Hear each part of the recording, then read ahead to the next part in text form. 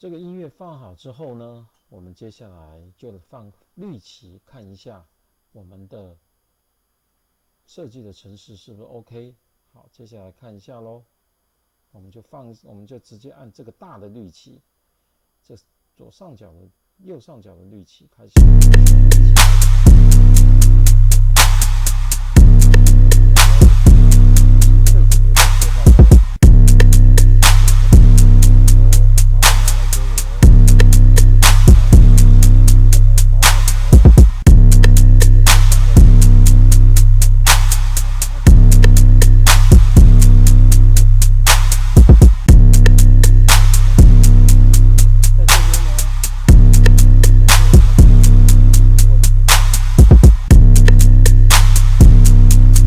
好，在这里呢的问题就是，当我绿旗按下去的时候呢，它背景音乐开始了，可是呢，那个他们还没有开始追逐，那个背景就开始切换了。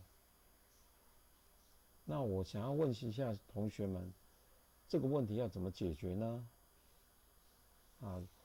如果我想要说背景要背景切换，或是还有播放音效，要他们讲完话之后，对话完毕之后才开始，那要怎么去这样子的话，我们要怎么做呢？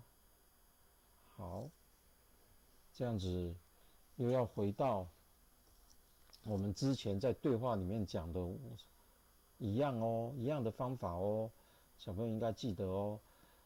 上次我们有跟你提，猫先讲话，猫先看到老鼠先讲话，但是老鼠要等猫讲完，它才可以继续回话，对不对？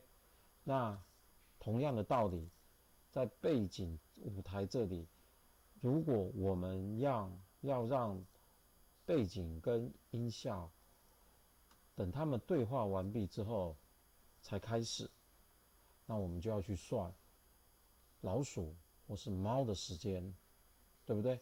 他们总共花了多少时间？那现在我就要问你咯，要算猫的时间还是要算老鼠的时间呢？好，老师跟你们说要算那个比较时间用的比较多的那一个地方会比较好啊，其实差不到2秒了，其实也还好。好，那我们就算老鼠的时间。来，老鼠的时间呢，它用的，我们先来算老鼠的时间。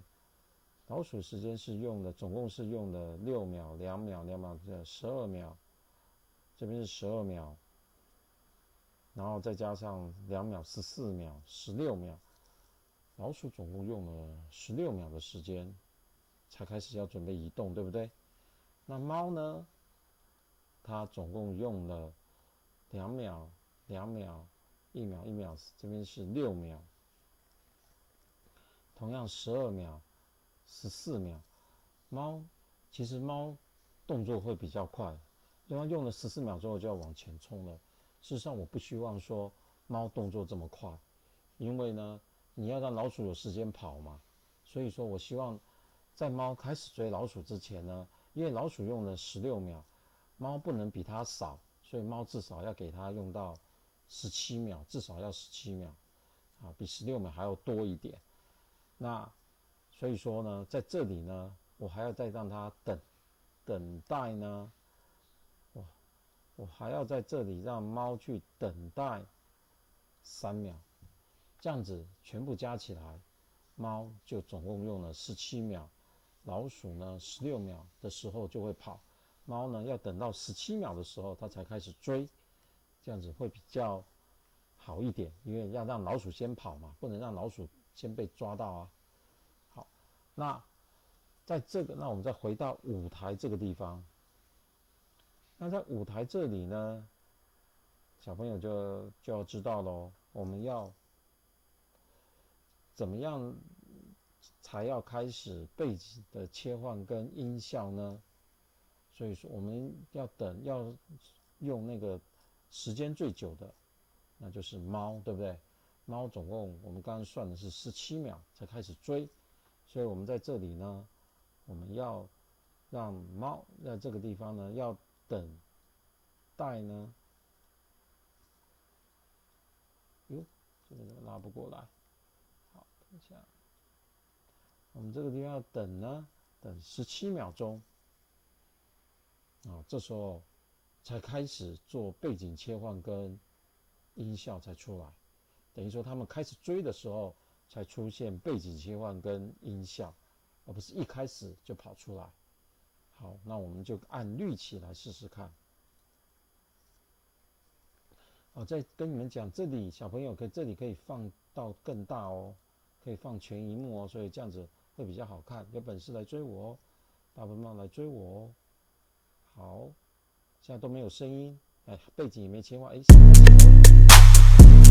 切换了，声音也出现了。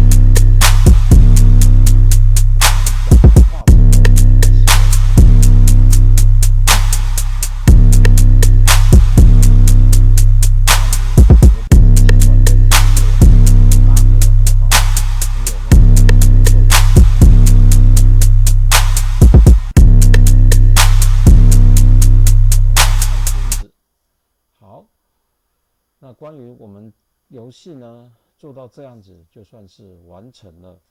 那小朋友不要忘记呢，一样，你要把它下载到你的电脑。好，这就是你今天这节课呢所完成的游戏进度，应该是完成了。